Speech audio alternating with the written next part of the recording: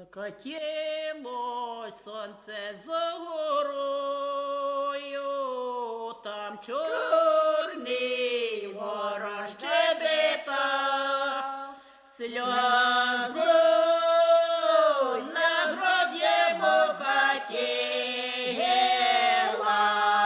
после дни розказа прощай.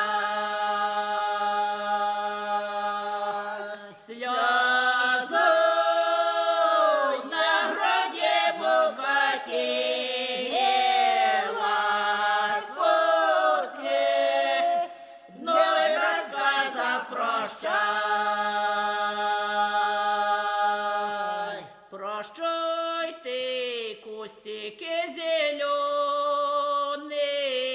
прощай, шовковая трава, прощай, папаша и мамаша,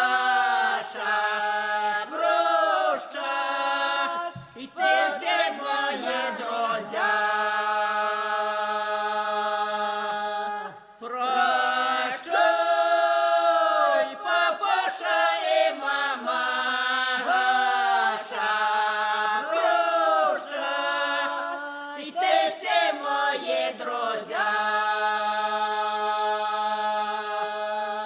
Прощай, папаша и мамаша,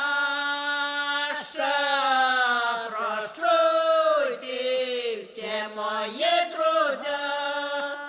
Быть может, я не возвратюсь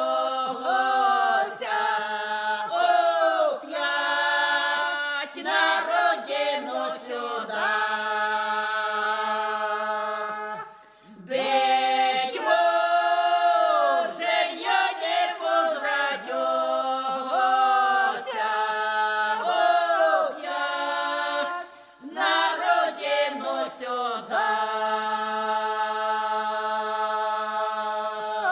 Не розбувалою садочку, держу дівчонку на руці.